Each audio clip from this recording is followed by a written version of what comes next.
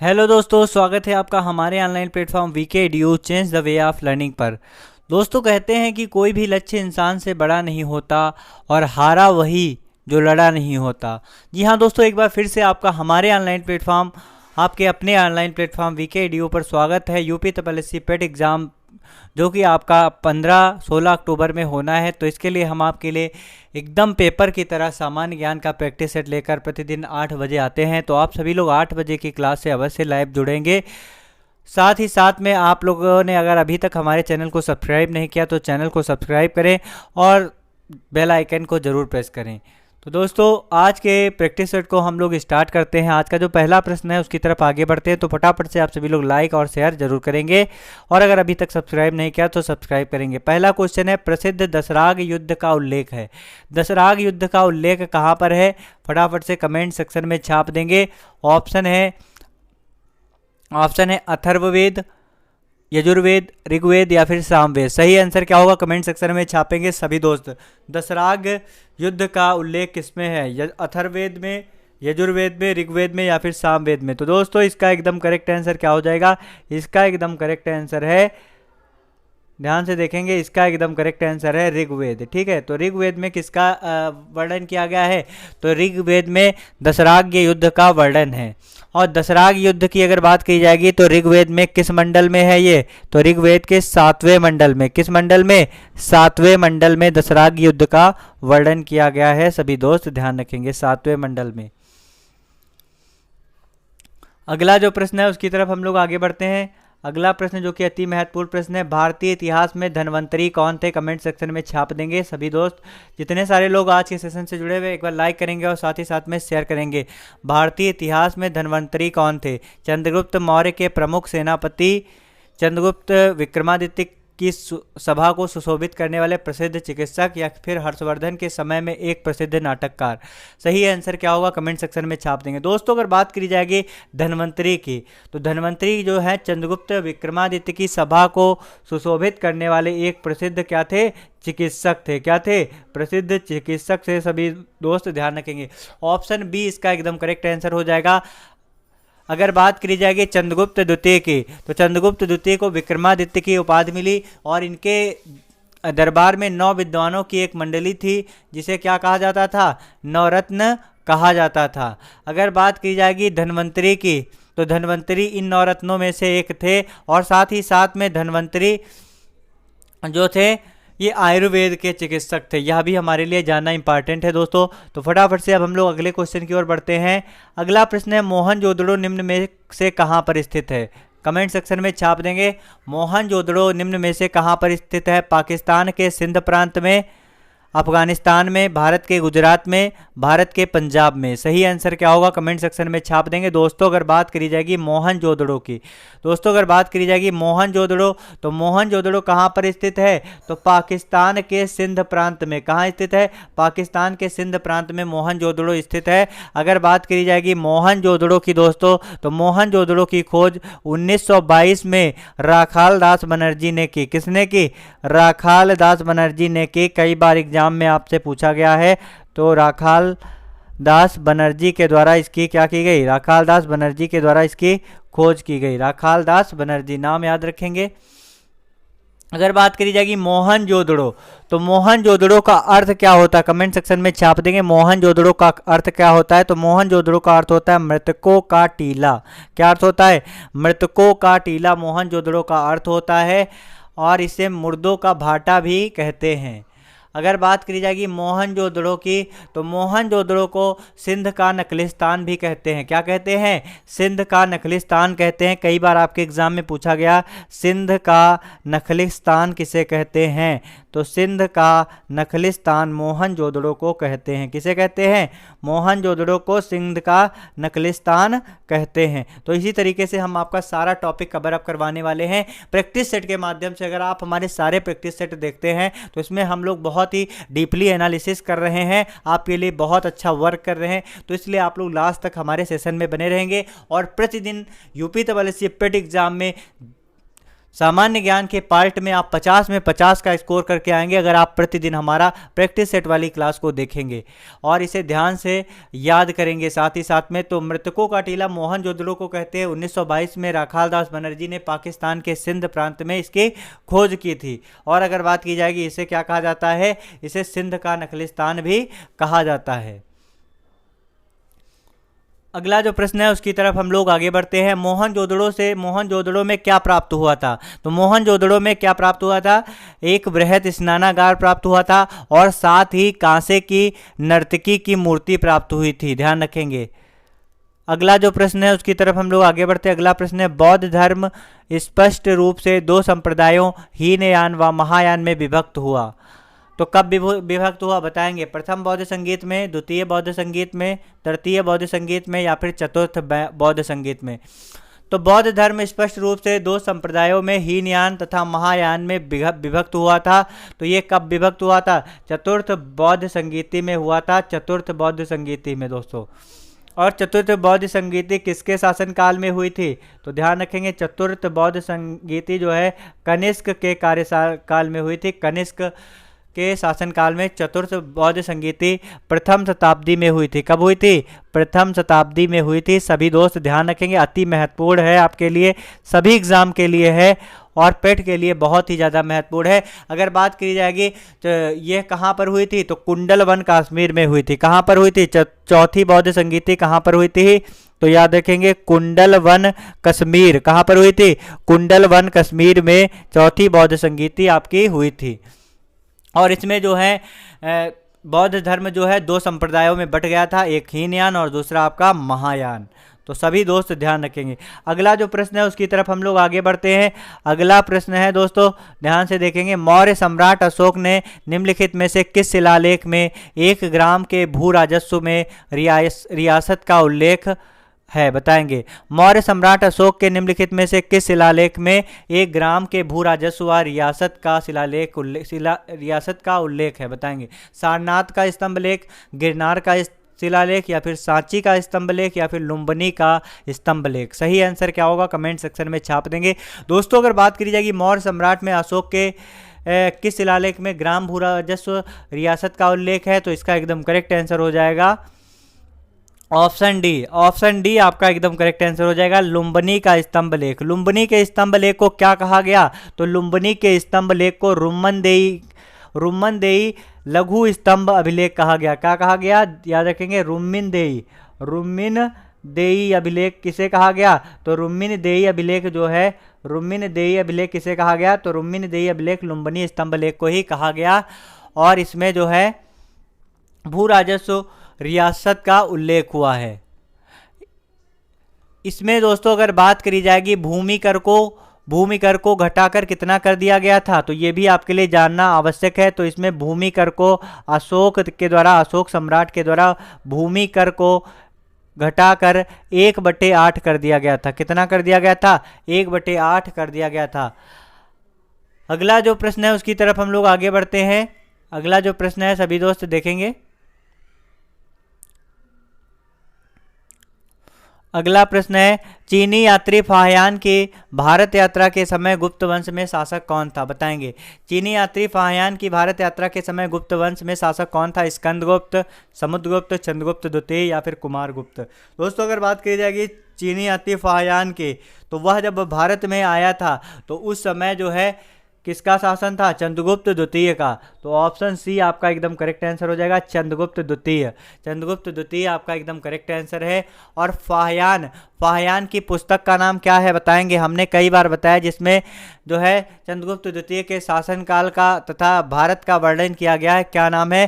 फो Q की। क्या नाम है? फो क्यो की। इनकी पुस्तक का नाम है फो क्यो की। बहुत ही इंपॉर्टेंट है, कई बार एग्जाम में पूछी गई, ध्यान रखेंगे। फाहियान की पुस्तक का नाम है फो क्यू की और ये यात्रा वृत्तांत है। साथ ही साथ में ये भी आपको ध्यान रखना है, फाहियान चीनी यात्री चंद्रगुप्त द्वितीय के शासनकाल में भारत आया था। अगला जो प्रश्न है देखेंगे, भारत का पहला मुस्लिम आक्रमण किस वर्ष हुआ था? भारत पर पहला मुस्लिम आक्रमण किस वर्ष हुआ था? कमेंट सेक्शन में छाप देंगे।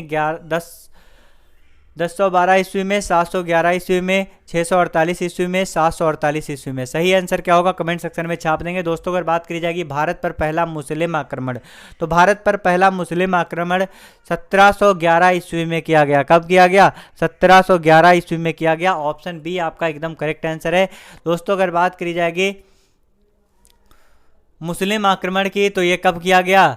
तो ये सबसे पहले 1711 ईस्वी में किया गया था। अल हज्जाज ने कासिम से पहले 1711 में सिंध पर आक्रमण किया था, ध्यान रखेंगे। अगला जो प्रश्न है उसकी तरफ हम लोग आगे बढ़ते हैं। अति महत्वपूर्ण प्रश्न है, सभी दोस्त बताएंगे इसका आंसर क्या होगा। जब भारत स्वतंत्र हुआ तो उस समय कांग्रेस के अध्यक्ष कौन थे? बताएंगे। जब भारत स्वतंत्र हुआ तो उस समय कांग्रेस के अध्यक्ष कौन थे? पंडित जवाहरलाल नेहरू, जेबी कृपलानी, सरदार वल्लभ भाई पटेल या फिर महात्मा गांधी। दोस्तों अगर बात करी जाएगी जब भारत स्वतंत्र हुआ 15 अगस्त 1947 को हमारा देश आज़ाद हुआ, उस समय अगर बात करी जाएगी स्वतंत्र भारत में राष्ट्रीय कांग्रेस के अध्यक्ष कौन थे उस टाइम पे? तो जेबी कृपलानी थे। ऑप्शन बी आपका एकदम करेक्ट आंसर है, जेबी कृपलानी।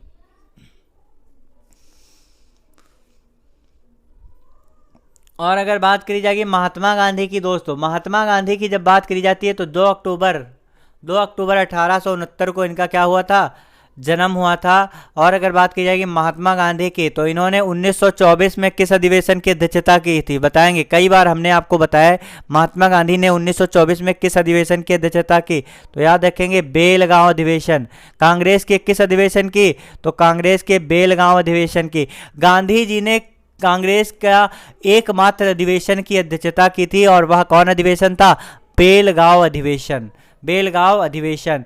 और अगर बात की जाएगी पंडित जवाहरलाल नेहरू की, तो पंडित जवाहरलाल नेहरू ने किस अधिवेशन की अध्यक्षता की? तो इन्होंने लाहौर अधिवेशन की अध्यक्षता की थी।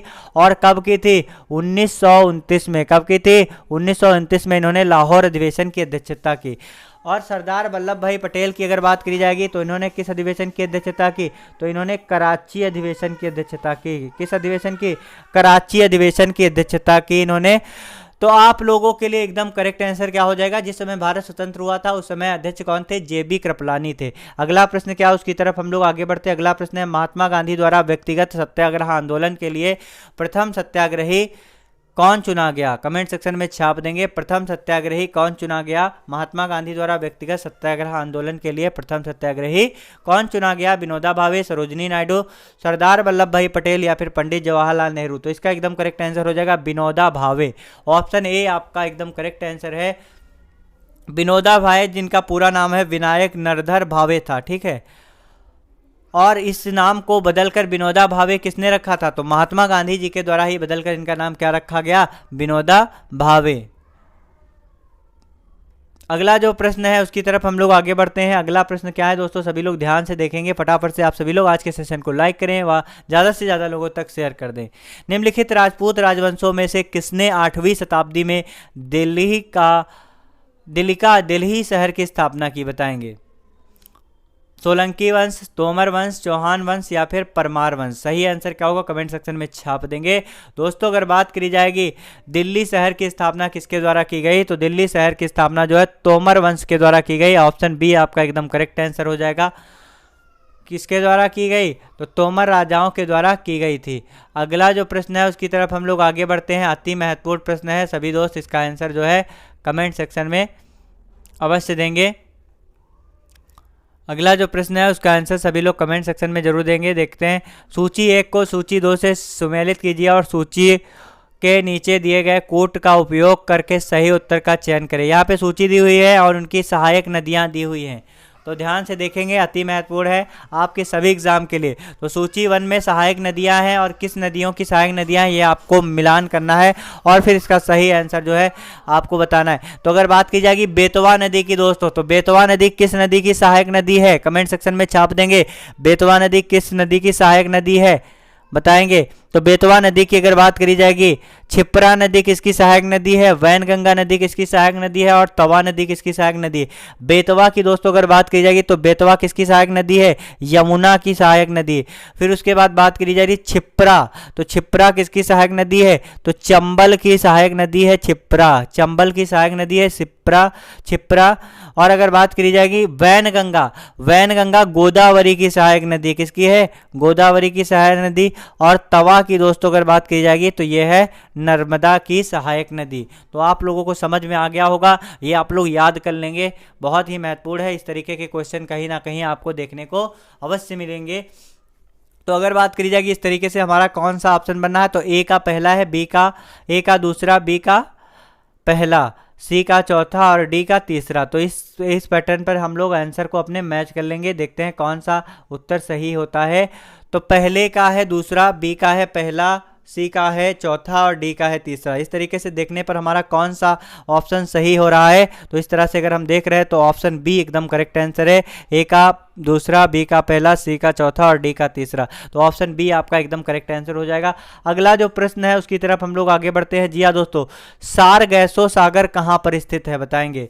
सारगैसो सागर कहाँ पर स्थित है, उत्तरी अटलांटिक महासागर, दक्षिणी अटलांटिक महासागर, हिंद महासागर या फिर उत्तरी प्रशांत महासागर। सही आंसर क्या होगा कमेंट सेक्शन में छाप देंगे। अगर बात करी जाएगी सारगैसो सागर की दोस्तों, तो सारगैसो सागर जो है ये कहाँ पर पाया गया, तो सारगैसो सागर जो है दोस्तों ये उत्तरी अटलांटिक महासागर में है। कहाँ है, उत्तरी अटलांटिक महासागर में है सारगैसो महासागर, सारगैसो महासागर। और इसका नाम सारगैसो सागर ही क्यों रखा गया, यह भी बड़ी महत्वपूर्ण बात है कि इसका नाम सारगैसो क्यों रखा गया। तो इसके तट पर मोटी समुद्री घास तैरती है, क्या है, मोटी समुद्री घास तैरती है, जिसे क्या कहते हैं, जिसे कहते हैं सारगैसम, जिसे कहते हैं सारगैसम। तो ये जो आपका है सारगैसो सागर, तो इसके तट पर सारगैसम जो है समुद्री पर मोटी घास तैरती है, और इस तट पर जो मोटी घास तैरती है इसे क्या कहते हैं, सारगैसम। और जिसके नाम पर ही इसका नाम क्या रख दिया गया, सारगैसो सागर, जिसके नाम पर ही इसका क्या नाम रख दिया गया, सारगैसो सागर। क्या रख दिया गया, सारगैसो सागर इसका नाम रख दिया गया। अगला जो प्रश्न है उसकी तरफ हम लोग आगे बढ़ते हैं। फटाफट से आप सभी लोग लाइक करें और साथ ही साथ में शेयर कर दें आज के सेशन को। जनगणना वर्ष 2011 में भारत की कुल जनसंख्या 121 करोड़ में भारतीय नागरिकीकरण स्टार प्रतिशत में क्या है, 33.15%, 32.15% या फिर 30.15% या फिर 31.16%। दोस्तों अगर बात करी जाएगी जनगणना 2011 के अनुसार भारत की कुल जनसंख्या 121 करोड़ में भारतीय नागरिकीकरण का स्टार प्रतिशत क्या है, तो इसका एकदम करेक्ट आंसर है 31.16%। ऑप्शन डी आपका एकदम करेक्ट आंसर है। अगला जो प्रश्न है उसकी तरफ हम लोग आगे बढ़ते हैं। अगला प्रश्न जो है देखते हैं क्या है, कौन से दो देशों को मैकमोहन रेखा विभक्त करती है, फटाफट से छाप देंगे। कौन से दो देशों को मैकमोहन रेखा विभक्त करती है, आपके ऑप्शन है भारत और चाइना, चीन और अफगानिस्तान, पाकिस्तान और भारत या फिर पाकिस्तान और अफगानिस्तान। सही आंसर क्या होगा कमेंट सेक्शन में छाप देंगे। दोस्तों मैकमोहन रेखा की अगर बात करी जा रही है तो यह किन दो देशों को विभाजित करती है, तो मैकमोहन रेखा की अगर बात की जाएगी दोस्तों तो यह भारत और चाइना को विभाजित करती है। किसे विभाजित करती है, भारत और चाइना को विभाजित करती है। ऑप्शन ए आपका एकदम करेक्ट आंसर है, भारत और चीन। अगर बात करी जाएगी दोस्तों भारत और पाकिस्तान के बीच में कौन सी रेखा है, तो भारत और पाकिस्तान के बीच में कौन सी रेखा है, रेड क्लिफ रेखा। कौन सी रेखा, रेड क्लिफ रेखा। तो भारत और पाकिस्तान के बीच में कौन सी रेखा है, रेड क्लिफ रेखा। अगर बात करी जाएगी दोस्तों रेड क्लिफ रेखा की, तो यह भारत और बांग्लादेश के मध्य में जो रेखा बनती है, सीमा रेखा होती है, तो उसे भी क्या कहते हैं, तो उसे भी कहते हैं रेड क्लिफ रेखा। क्या कहते हैं, रेड क्लिफ रेखा।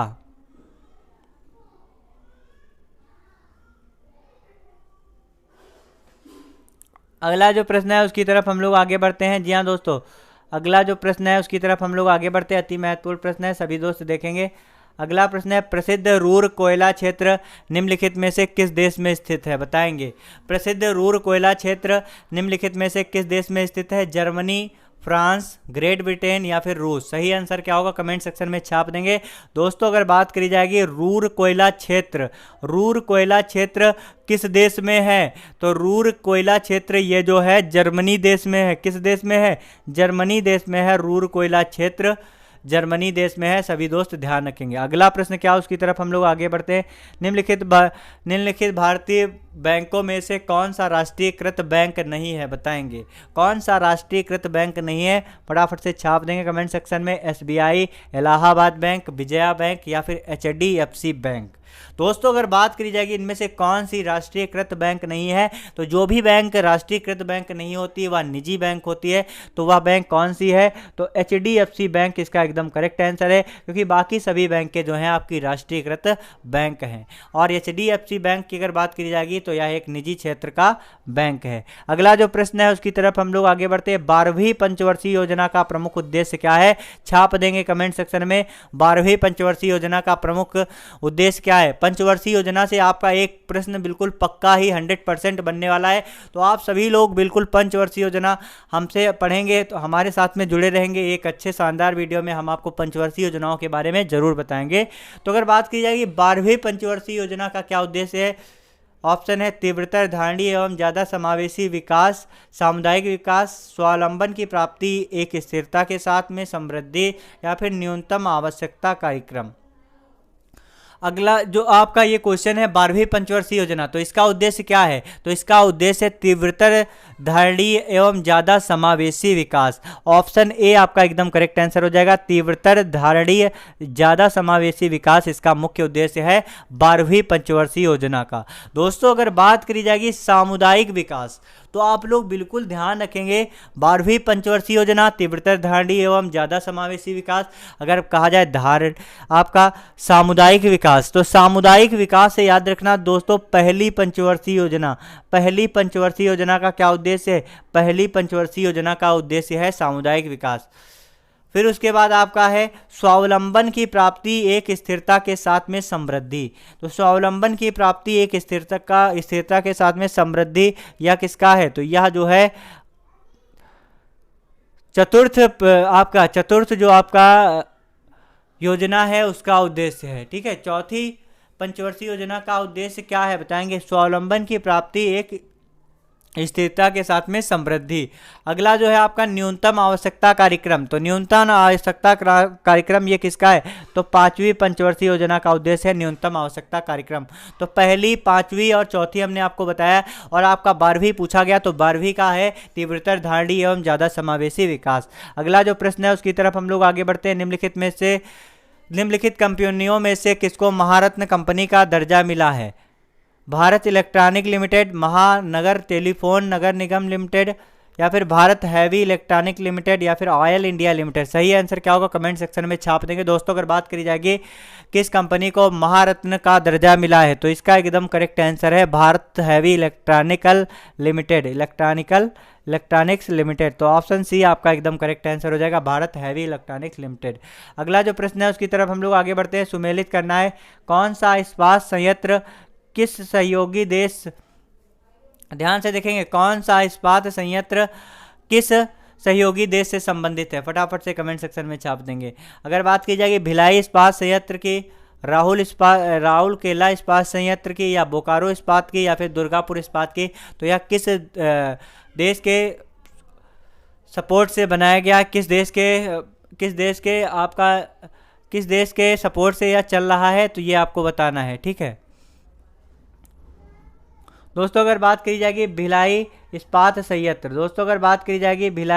संयंत्र, तो इसका सहयोगी देश कौन सा है? तो भिलाई इस्पात संयंत्र की दोस्तों अगर बात की जाएगी तो सोवियत संघ रूस इसका जो है सहयोगी है। ठीक है, अगर बात करी जाएगी राउरकेला इस्पात संयंत्र, तो इसका सहयोगी कौन सा है देश? जर्मनी। कौन सा देश है? जर्मनी। अगला है बोकारो, बताएंगे बोकारो इस्पात संयंत्र किसका है? तो बोकारो इस्पात संयंत्र भी सोवियत संघ रूस का है। दुर्गापुर इस्पात संयंत्र किसका है? ब्रिटेन का है। तो इस तरीके से हम लोग देखेंगे भिलाई इस्पात संयंत्र सोवियत संघ का है, राउरकेला इस्पात संयंत्र जर्मनी का है, बोकारो इस्पात सोवियत संघ रूस का है। अगर बात की जाएगी दुर्गापुर इस्पात की, तो यह किसका है? ब्रिटेन का है। तो इसका एकदम करेक्ट आंसर कौन सा होगा कमेंट सेक्शन में छाप देंगे। जितने सारे दोस्त आज के सेशन से जुड़े हुए हैं लाइक करेंगे और साथ ही साथ में शेयर करेंगे, तो इसको देखने पर हमको पता चलता है कौन सा इसमें मैच होगा। तो इसमें देखने पर ऑप्शन नंबर सी आपका हो जाएगा।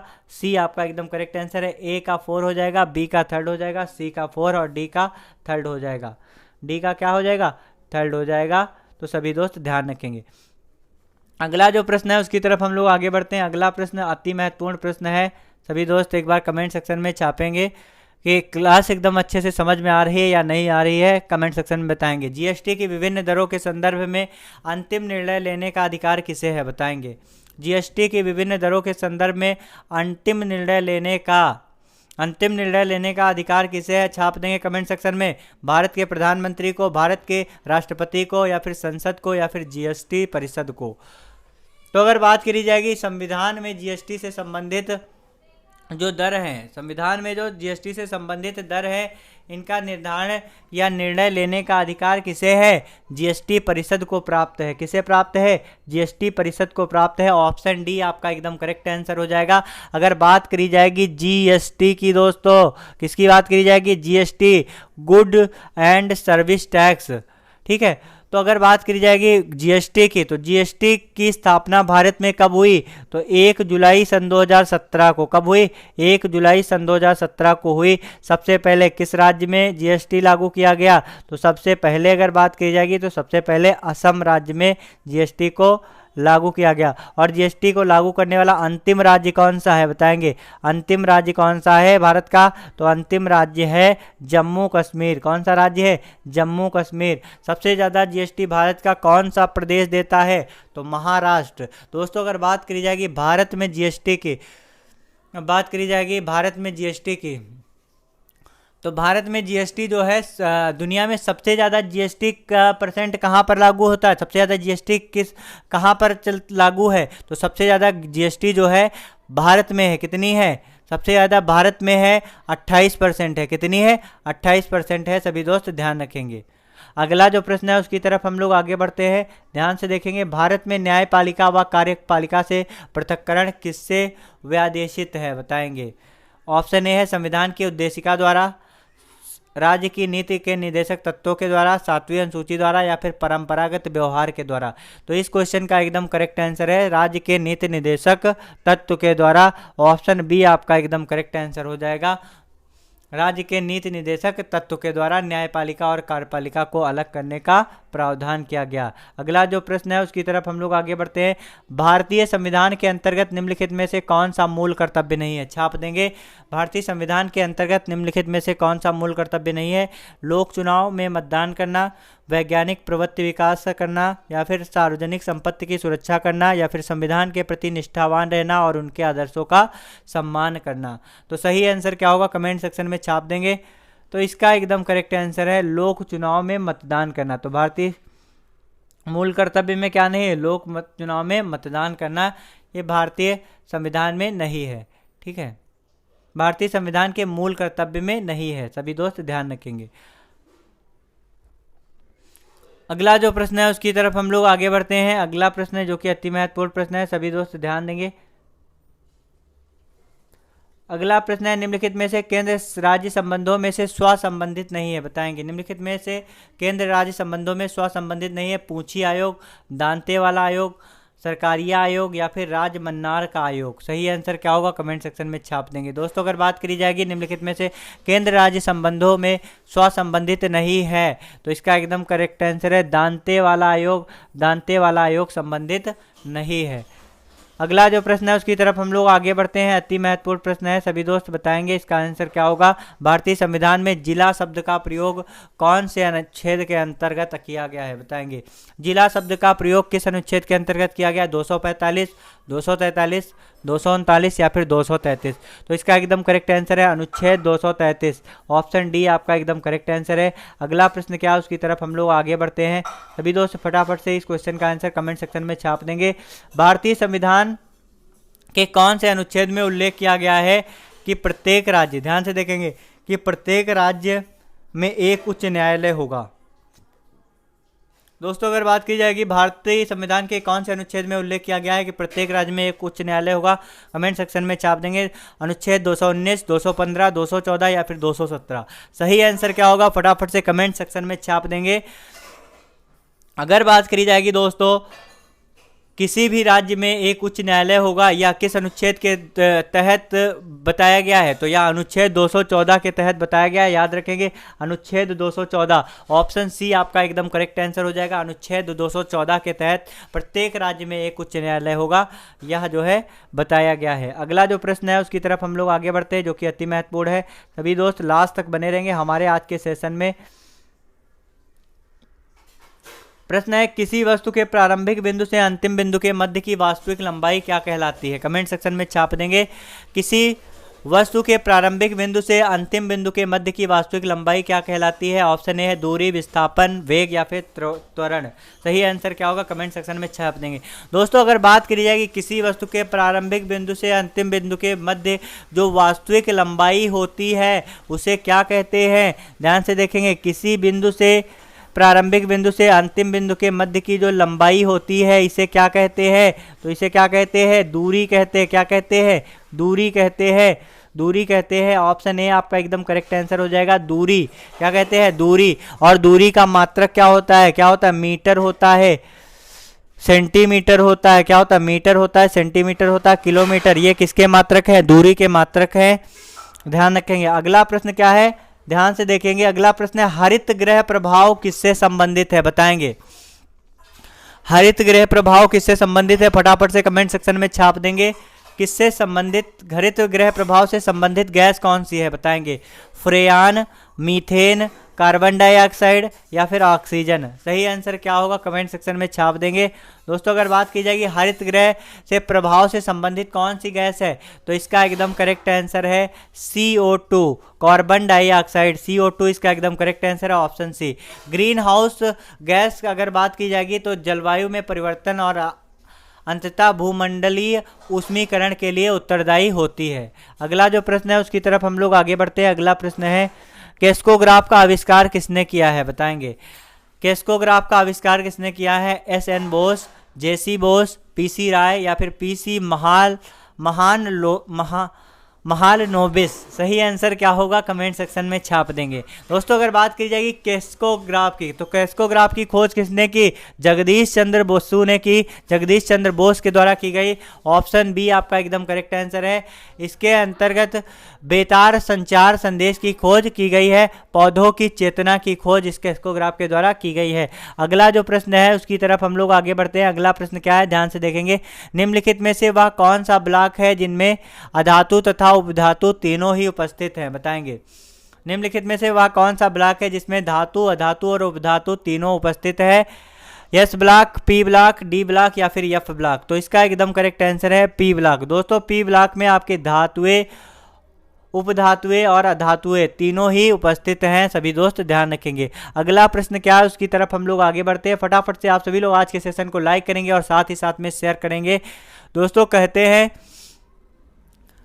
कि रखौसला वो मंजर भी आएगा, रखौसला वो मंजर भी आएगा, प्यासे के पास चलकर समंदर भी आएगा, थककर ना बैठ है मंजिल के मुसाफिर, मंजिल भी मिलेगी और मिलने का मज़ा भी आएगा। जी हाँ दोस्तों, आप सभी लोग लास्ट तक बने रहेंगे हमारे आज के इस सेशन में और अच्छे तरीके से एकदम सीखते रहेंगे और ज़्यादा से ज़्यादा लोगों तक इस वीडियो को शेयर करेंगे, जिससे ज़्यादा से ज़्यादा लोगों तक इस वीडियो को पहुँच सके और हेल्प मिल सके। तो अगर बात की जाएगी हमारे शरीर में जो एंटीजन के प्रति सुरक्षा है, तो निम्न में से किसके द्वारा एंटीबॉडीज़ का निर्माण किया जाता है। आपके ऑप्शन है प्रतिरक्षा तंत्र, टीकाकरण, वैक्सीन या फिर उपरोक्त सभी। सही आंसर क्या होगा कमेंट सेक्शन में छाप देंगे। दोस्तों अगर बात करी जाएगी हमारे शरीर में एंटीजन के प्रति जो प्रतिरक्षा तंत्र के द्वारा एंटीबॉडीज़ का निर्माण किया जाता है, तो यह किसके द्वारा एंटीबॉडीज़ का निर्माण किसके द्वारा, प्रतिरक्षा तंत्र के द्वारा ही तो किया जाता है। किसके द्वारा किया जाता है, प्रतिरक्षा तंत्र। तो प्रतिरक्षा तंत्र के द्वारा एंटीबॉडीज़ का क्या किया जाता है, निर्माण किया जाता है। प्रतिरक्षा तंत्र की दोस्तों अगर बात करी जाएगी तो इसके जनक कौन है, जनक फादर कौन है प्रतिरक्षा तंत्र के, तो इसके जनक हैं एडवर्ड जेनर। नाम याद रखेंगे, प्रतिरक्षा तंत्र के जनक कौन है, एडवर्ड एडवर्ड जेनर, नाम याद रखेंगे, एडवर्ड जेनर। एडवर्ड जेनर इसके क्या है? एडवर्ड जेनर इसके जनक है। अगला प्रश्न क्या है बताएंगे? आर्यभट्ट प्रेक्षण विज्ञान अनुसंधान संस्थान कहाँ स्थित है? बताएंगे। आर्यभट्ट प्रेक्षण संस्थान अनुसंधान संस्थान कहाँ पर स्थित है? गढ़वाल, कुमाऊं, नैनीताल या फिर शिमला? सही आंसर क्या होगा? कमेंट सेक्शन में छाप देंगे। दोस्तों अगर बात करी जाएगी आर्यभट्ट प्रेक्षण विज्ञान अनुसंधान संस्थान की, तो ये कहाँ पर स्थित है? सभी दोस्त फटाफट से इसका आंसर कमेंट सेक्शन में छाप देंगे। आप सभी लोग एक बार लाइक करेंगे और साथ ही साथ में शेयर करेंगे। बात की जाएगी आर्यभट्ट प्रेक्षण विज्ञान अनुसंधान संस्थान, तो ये कहाँ पर स्थित है? नैनीताल में स्थित है। दोस्तों कहाँ पर स्थित है? नैनीताल में। ऑप्शन सी आपका एकदम करेक्ट आंसर है, नैनीताल में स्थित है। अगला जो प्रश्न है उसकी तरफ हम लोग आगे बढ़ते हैं। अगला प्रश्न है संयुक्त परिग्रही नृत्य किससे संबंधित है? परिग्रही नृत्य किससे संबंधित है? तो संयुक्त परिग्रही नृत्य ये जो है किससे संबंधित है? ओडिसी से संबंधित है।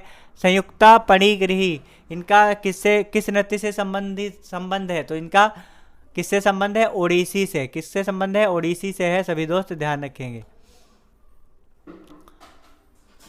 अच्छा, ओडिसी कहाँ का शास्त्रीय नृत्य है? तो ओडिशा का है। कहाँ का है? ओडिशा का है। कहाँ का है? ओडिशा का है। अगर बात की जाएगी ओडिशा के लोक नृत्य क्या है? लोक नृत्य क्या है? फ्लॉक डांस क्या है? फटाफट से कमेंट सेक्शन में छाप देंगे। तो ओडिशा के लोक नृत्य क्या है? ओडिशा के लोक नृत्य क्या है? तो ओडिशा के लोक नृत्य है धुमरा। धुमरा कहाँ का लोक नृत्य है? बताएंगे। हुमरा कहाँ का लोक नृत्य है? बताएंगे। मुगरी कहाँ का लोक नृत्य है? घुमरा हो गया, मुगरी हो गया, पाइका हो गया। पाइका हो गया कहाँ का लोक नृत्य है? बताएंगे। छऊ। छऊ, तो ये उड़ीसा के प्रमुख लोक नृत्य हैं। अगर बात की जाएगी मोहिनी अट्टम और कथकली की, तो मोहिनी अट्टम और कथकली लोक नृत्य कहाँ के, शास्त्रीय नृत्य कहाँ के हैं? केरल के। कहाँ के हैं? कहाँ के हैं बताएंगे? तो केरल के हैं। अगला प्रश्न क्या है उसकी तरफ हम लोग आगे बढ़ते हैं। अगला प्रश्न क्या है? अगला प्रश्न है राष्ट्रीय ध्वज कब अपनाया गया? बताएंगे। राष्ट्रीय ध्वज कब अपनाया गया? 26 जनवरी 1950 को, 22 जुलाई 1948 को, 25 जनवरी 1947 को या फिर 22 जुलाई 1947 को? सही आंसर क्या होगा? कमेंट सेक्शन में छाप देंगे। दोस्तों अगर बात की जाएगी राष्ट्रीय ध्वज की, तो राष्ट्रीय ध्वज कब अपनाया गया? तो राष्ट्रीय ध्वज 22 जुलाई 1947 को अपनाया गया। ऑप्शन डी आपका एकदम करेक्ट आंसर है, 22 जुलाई 1947 को अपनाया गया राष्ट्रीय ध्वज की। और राष्ट्रीय ध्वज की डिजाइन किसने तैयार की? तो पिंगली वैकेया, नाम याद रखेंगे, पिंगली वैकेया के द्वारा इसकी क्या तैयार की गई? तो पिंगली वैकेया के द्वारा इसकी डिजाइन जो है, इसका जो डिजाइन है वो तैयार की गई। अगर बात करी जाएगी दोस्तों राष्ट्रीय ध्वज की, तो इसका अनुपात क्या है? तो इसका लंबाई और चौड़ाई का अनुपात क्या है? बताएंगे। तो राष्ट्रीय ध्वज की लंबाई और चौड़ाई का अनुपात है 3:2। क्या है? 3:2। अगला जो प्रश्न है उसकी तरफ आगे बढ़ते हैं। अगला प्रश्न है मधुबनी कहाँ की प्रसिद्ध लोक कला है? बताएंगे। मधुबनी कहाँ की प्रसिद्ध लोक कला है? कमेंट सेक्शन में छाप देंगे। मधुबनी की अगर बात करी जाएगी दोस्तों, तो ये कहाँ की लोक कला है? तो मधुबनी की बात करी जाएगी कहाँ की है? तंजौर की है, हैदराबाद की है, मिथिला की है या फिर भुवनेश्वर की? तो अगर बात करी जाएगी मधुबनी की, तो मधुबनी कहाँ की है? तो मधुबनी जो है ये बिहार की है। कहाँ की है? बिहार की है। बिहार की है। सभी दोस्त ध्यान रखेंगे, बिहार की। अगर बात की जाएगी यूपी की लोक कला क्या है? तो यूपी की दोस्तों याद रखेंगे, यूपी की क्या है? यूपी की दोस्तों है चौकपूर्णा। क्या है? चौकपूर्णा कहाँ की है? तो चौकपूर्णा दोस्तों कहाँ की है? तो चौकपूर्णा यूपी की है। अगर बात की जाएगी मेहंदी, तो मेहंदी कहाँ की लोक कला है? तो मेहंदी की अगर बात की जाएगी तो मेहंदी है राजस्थान की। कहाँ की है? राजस्थान की लोक कला क्या है? तो राजस्थान की लोक कला है मेहंदी। अगला प्रश्न क्या है उसकी तरफ हम लोग आगे बढ़ते हैं। शतरंज के ग्रैंड मास्टर बनने वाली पहली भारतीय महिला कौन है? फटाफट से कमेंट सेक्शन में छाप देंगे। शतरंज की ग्रैंड मास्टर बनने वाली पहली भारतीय महिला कौन है? आरती रामास्वामी, हम्पी कोनेरू, कृतिका नादिग या फिर एस विजया लक्ष्मी? सही आंसर क्या होगा? कमेंट सेक्शन में छाप देंगे। दोस्तों अगर बात की जाएगी शतरंज की ग्रैंड मास्टर बनने वाली पहली महिला कौन है? तो S Vijaya Lakshmi. Option D आपका एकदम करेक्ट आंसर हो जाएगा, एस विजया लक्ष्मी। और भारत में महिला शतरंज चैंपियनशिप की आरंभ कब से हुआ? बताएंगे। भारत में महिला शतरंज चैंपियनशिप का शुभारंभ कब से हुआ? महिला शतरंज चैंपियनशिप चैंपियनशिप का शुभारंभ कब से हुआ? तो ये जो है 1974 से स्टार्ट हुआ। कब से स्टार्ट हुआ? 1974 से, सभी दोस्त ध्यान रखेंगे। अगला प्रश्न क्या है उसकी तरफ हम लोग आगे बढ़ते हैं। केंद्रीय कपास अनुसंधान संस्थान कहाँ पर स्थित है? बताएंगे। केंद्रीय कपास अनुसंधान संस्थान कहाँ पर स्थित है?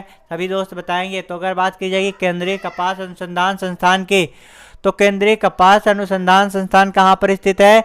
तो ये नागपुर में स्थित है। कहाँ पर स्थित है? केंद्रीय कपास अनुसंधान संस्थान नागपुर में स्थित है। और नागपुर कहाँ पे पड़ता है आपका? तो महाराष्ट्र में पड़ता है नागपुर। कहाँ पे पड़ता है? महाराष्ट्र में पड़ता है नागपुर। और इसकी स्थापना कब की गई? 1976 में। कब की गई? 1976 में इसकी स्थापना हुई केंद्रीय कपास अनुसंधान संस्थान की। केंद्रीय कपास अनुसंधान संस्थान की। अगला प्रश्न क्या है उसकी तरफ हम लोग आगे बढ़ते हैं। लोकसभा की पहली महिला स्पीकर के रूप में किसे नियुक्त किया गया? बताएंगे। लोकसभा की पहली महिला स्पीकर के रूप में किसे नियुक्त किया गया? स्मृति ईरानी, हेमा मालिनी, सुषमा स्वराज या फिर मीरा कुमार। सही आंसर क्या होगा कमेंट सेक्शन में छाप देंगे दोस्तों। अगर बात की जाएगी लोकसभा की पहली महिला स्पीकर या पहली महिला अध्यक्ष कौन बनी थी? मीरा कुमार। कौन बनी थी? मीरा कुमार। और लोकसभा के पहले अध्यक्ष कौन बने थे? लोकसभा के पहले अध्यक्ष कौन बने थे? पहले अध्यक्ष कौन बने थे? तो पहले अध्यक्ष बने थे जी.वी. मावलंकर। कौन बने थे? जी.वी. मावलंकर। नाम याद रखेंगे, जी.वी. मावलंकर। और वर्तमान समय में कौन है? तो वर्तमान समय में अगर पूछा जाए तो वर्तमान समय में कौन है? ओम बिड़ला। नाम याद रखेंगे। अगर पूछा जाए वर्तमान समय में लोकसभा के स्पीकर या फिर अध्यक्ष कौन है, तो कौन है? ओम बिड़ला। ओम बिड़ला नाम याद रखेंगे। अगला प्रश्न क्या उसकी तरफ हम लोग आगे बढ़ते हैं। हार्नबिल महोत्सव भारत के किस पूर्वोत्तर राज्य में मनाया जाता है? कमेंट सेक्शन में छाप देंगे। हार्नबिल महोत्सव भारत के किस पूर्वोत्तर राज्य में मनाया जाता है? मेघालय, मिजोरम, नागालैंड या फिर असम। सही आंसर क्या होगा कमेंट सेक्शन में छाप देंगे दोस्तों। अगर बात की जाएगी हॉर्नबिल की, तो हॉर्नबिल एक पक्षी है। क्या है? हॉर्नबिल क्या है? हॉर्नबिल एक पक्षी का नाम है। क्या है? हॉर्नबिल एक पक्षी का क्या है? तो हॉर्नबिल एक पक्षी का नाम है। हॉर्नबिल एक पक्षी का क्या है? तो हॉर्नबिल पक्षी का नाम है। और किस राज्य का ये राजकीय पक्षी है? तो नागालैंड का राजकीय पक्षी है। किसका? नागालैंड का राजकीय पक्षी है। तो नागालैंड में ही आपका कौन सा फेस्टिवल मनाया जाता है? नागालैंड में ही आपका कौन सा फेस्टिवल मनाया जाता है? तो नागालैंड में आपका मनाया जाता है हॉर्नबिल महोत्सव। कहाँ मनाया जाता है? नागालैंड में मनाया जाता है।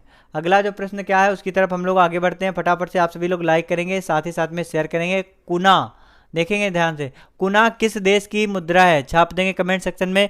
कुना किस देश की मुद्रा है? क्रोएशिया, संयुक्त अरब अमीरात, केन्या या फिर सूडान। तो कुना की अगर बात की जाएगी दोस्तों तो एक क्रोएशिया की मुद्रा है। कहाँ की मुद्रा है? क्रोएशिया की मुद्रा है, ध्यान रखेंगे। अगला जो प्रश्न है उसकी तरफ हम लोग आगे बढ़ते हैं। अगला प्रश्न है the test of my life पुस्तक किसके द्वारा लिखी गई है? छाप देंगे कमेंट सेक्शन में। The test of my life पुस्तक किसके द्वारा लिखी गई है? तो the test of my life पुस्तक जो है ये युवराज सिंह के द्वारा लिखी गई। ऑप्शन सी आपका एकदम करेक्ट आंसर है, युवराज सिंह। और युवराज सिंह के नाम पर 12 गेंदों में अर्धशतक लगाने का रिकॉर्ड है। 12 गेंदों में अर्धशतक कब लगाया था इन्होंने? तो सन 2020 में इन्होंने 12 गेंदों में अर्धशतक लगाया था और इनके नाम यह विश्व रिकॉर्ड दर्ज है। अगला जो प्रश्न है, अब जो आपके 10 प्रश्न आने वाले दोस्तों ये करंट अफेयर के अति महत्वपूर्ण प्रश्न है, तो आप सभी लोग लास्ट तक बने रहेंगे हमारे आज के इस सेशन में। प्रश्न है, ध्यान से देखेंगे कि 4 जून 2022 को किसने फ्रेंच ओपन 2022 में महिला सिंगल का खिताब जीता? बारबोरा क्रिजिकोवा या फिर सिमोना हालेप या फिर ईगा स्वियातेक या फिर कोको गॉफ। सही आंसर क्या होगा कमेंट सेक्शन में छाप देंगे दोस्तों। अगर बात की जाएगी 4 जून को किसके द्वारा फ्रेंच ओपन 2022 में महिला सिंगल का खिताब जीता गया? तो ईगा स्वियातेक के द्वारा जीता गया। किसके द्वारा? ईगा स्वियातेक के द्वारा जीता गया। ऑप्शन सी आपका एकदम करेक्ट आंसर है। अगला प्रश्न क्या उसकी तरफ हम लोग आगे बढ़ते। अगला प्रश्न है दोस्तों 5 जून 2022 को शुरू की गई वैश्विक पहल लाइफ में ई का संदर्भ किससे है? बताएंगे। 5 जून सन 2022 को शुरू की गई वैश्विक पहल लाइफ में ई का संदर्भ किससे है? तो दोस्तों अगर बात की जाएगी 5 जून की, तो 5 जून को कौन सा दिवस मनाया जाता है? पर्यावरण दिवस। कौन सा दिवस मनाया जाता है? पर्यावरण दिवस 5 जून को मनाया जाता है। 5 जून को कौन सा दिवस मनाया जाता है? पर्यावरण दिवस। और पर्यावरण दिवस 5 जून को किस लिए मनाया जाता है? वे 5 जून 1972 में UNEP की स्थापना हुई थी और इसी के आधार पर जो है 5 जून को कौन सा दिवस मनाया जाता है? 5 जून को मनाया जाता है इन्वायरमेंट डे, पर्यावरण दिवस। कौन से किसकी स्थापना हुई थी? UNEP, united nation environment programme की स्थापना की गई थी 5 जून 1972 को। तो इसी के उपलक्ष्य में 5 जून को कौन सा दिवस मनाया जाता है? तो 5 जून को मनाया जाता है पर्यावरण दिवस। अगर बात की जाएगी लाइफ में ई का क्या मतलब है, तो लाइफ में ई का मतलब है life style for the environment. Life style for the environment, पूरा फुल फॉर्म आप लोग याद रखेंगे, life style for the environment. इसका फुल फॉर्म है। तो इसका एकदम ई का क्या है अर्थ? ऑप्शन डी आपका एकदम करेक्ट आंसर हो जाएगा, इन्वायरमेंट। अगला जो प्रश्न है उसकी तरफ हम लोग आगे बढ़ते हैं। 7 जून सन 2022 को गृह मंत्री अमित शाह ने कहां पर राष्ट्रीय जनजातीय अनुसंधान संस्थान NTRI का उद्घाटन किया? बताएंगे सभी लोग कमेंट सेक्शन में। पटना, गांधीनगर, नई दिल्ली या फिर उदयपुर। तो दोस्तों अगर बात करी जाएगी NTRI, तो NTRI का उद्घाटन अमित शाह जी के द्वारा कहां पर किया गया? तो NTRI ये क्या है? तो NTRI राष्ट्रीय जनजातीय अनुसंधान संस्थान है। क्या है? राष्ट्रीय जनजातीय अनुसंधान संस्थान है, जैसा कि यहाँ पे लिखा हुआ है। तो इसका जो है उद्घाटन कहाँ पर किया गया? तो इसका उद्घाटन नई दिल्ली में किया गया। ऑप्शन सी आपका एकदम करेक्ट आंसर है। अगला प्रश्न क्या है उसकी तरफ हम लोग आगे बढ़ते हैं। जी हाँ दोस्तों, अगला प्रश्न है, चर्चा में रही मिट्टी बचाओ आंदोलन किसने शुरू किया है? बताएंगे। चर्चा में रही मिट्टी बचाओ आंदोलन की शुरुआत किसने की? नीति आयोग ने, बाबा रामदेव, मेघा पाटकर या फिर सदगुरु जग्गी वासुदेव। सही आंसर क्या होगा? कमेंट सेक्शन में छाप देंगे। तो चर्चा में रही है आपकी मिट्टी बचाओ आंदोलन, चर्चा में रही मिट्टी बचाओ आंदोलन।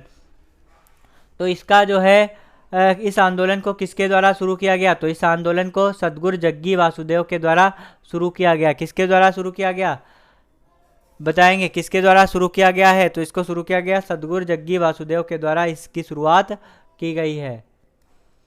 अगला जो प्रश्न है उसकी तरफ हम लोग आगे बढ़ते हैं। फटाफट से आप सभी लोग लाइक करेंगे और साथ ही साथ में शेयर करेंगे। प्रतिवर्ष ब्रेन ट्यूमर दिवस का आयोजन कब किया जाता है? बताएंगे। प्रतिवर्ष ब्रेन ट्यूमर दिवस का आयोजन कब किया जाता है? सभी लोग कमेंट सेक्शन में छाप देंगे। दोस्तों अगर बात की जाएगी ब्रेन ट्यूमर डे की, तो 8 जून को मनाया जाता है ब्रेन ट्यूमर दिवस। कब मनाया जाता है? 8 जून को मनाया जाता है ब्रेन ट्यूमर डे। और इसकी थीम क्या है इस बार? इसकी थीम है टुगेदर वी आर स्ट्रांगर। क्या है? टुगेदर याद रखेंगे, together we are stronger. Together we are stronger इसकी क्या है? टुगेदर वी आर स्ट्रांगर इसकी इस बार की थीम है। अगला प्रश्न क्या है उसकी तरफ हम लोग आगे बढ़ते हैं। दोस्तों अगला प्रश्न है, न्यू डेवलपमेंट बैंक ने भारत में अपना क्षेत्रीय कार्यक्रम किस राज्य में खोलने की घोषणा की है? केरल, गुजरात, हरियाणा या फिर उत्तर प्रदेश। सही आंसर क्या होगा? कमेंट सेक्शन में छाप देंगे। दोस्तों अगर बात करी जाएगी न्यू डेवलपमेंट बैंक की, तो इसके द्वारा भारत में अपना क्षेत्रीय कार्यालय किस राज्य में खोलने की घोषणा की है? तो इसने भारत में गुजरात राज्य में अपना जो है कार्यालय खोलने की घोषणा की है। अगला जो प्रश्न है उसकी तरफ हम लोग आगे बढ़ते हैं। फटाफट से बताएंगे। 44वें शतरंज ओलंपियाड का शुभंकर क्या है? बताएंगे। 44वें शतरंज ओलंपियाड का शुभंकर क्या है? सोमाइटी, मिराई तोवा, थम्बी या फिर बिंग ड्वेंग ड्वेंग। सही आंसर क्या होगा? कमेंट सेक्शन में छाप देंगे जितने सारे दोस्त आज के सेशन से जुड़े हुए हैं। दोस्तों अगर बात करी जाएगी 44वें शतरंज ओलंपियाड का शुभंकर क्या है? तो शुभंकर है थम्बी। क्या है? थम्बी इसका शुभंकर है। सभी दोस्त ध्यान रखेंगे। ऑप्शन सी आपका एकदम करेक्ट आंसर है, थम्बी शुभंकर है। और थम्बी क्या है? तो थम्बी एक हाथ जोड़े खड़ा हुआ एक शूरवीर है जो पारंपरिक तमिल पोशाक पहने हुए है। ठीक है, तो इसे भी हम लोग याद रखेंगे। अगला जो प्रश्न है उसकी तरफ हम लोग आगे बढ़ते हैं। अगला प्रश्न है, केंद्र सरकार ने विभिन्न पुरस्कारों की नामांकन प्रक्रिया को पारदर्शी बनाने के लिए जन भागीदारी सुनिश्चित करने के लिए किस पोर्टल की शुरुआत की है? राष्ट्रीय पुरस्कार पोर्टल, एक्सीलेंस पुरस्कार पोर्टल, भारत पुरस्कार पोर्टल या फिर इनमें से कोई नहीं। सही आंसर क्या होगा? कमेंट सेक्शन में छाप देंगे दोस्तों। तो इसका एकदम करेक्ट आंसर है राष्ट्रीय पुरस्कार पोर्टल, राष्ट्रीय पुरस्कार पोर्टल। तो अगर बात करी जाएगी राष्ट्रीय पुरस्कार पोर्टल, इसका क्या हो जाएगा? एकदम करेक्ट आंसर हो जाएगा। अगला जो प्रश्न है उसकी तरफ हम लोग आगे बढ़ते हैं। फटाफट से आज के सेशन को आप सभी लोग ज़्यादा से ज़्यादा लोगों तक शेयर करेंगे और साथ ही साथ में अगर अभी तक आपने हमारे चैनल को सब्सक्राइब नहीं किया तो सब्सक्राइब जरूर करेंगे। अगर बात की जाएगी अंतर्राष्ट्रीय मुद्रा कोष IMF, अंतर्राष्ट्रीय मुद्रा कोष में के एशिया प्रांत क्षेत्र का निदेशक किस भारतीय को बनाया गया है, बताएंगे। अंतर्राष्ट्रीय मुद्रा कोष के एशिया प्रशांत क्षेत्र का निदेशक किस भारतीय को बनाया गया, तो कृष्णा श्रीनिवासन को बनाया गया। ऑप्शन डी आपका एकदम करेक्ट आंसर है, कृष्णा श्रीनिवासन।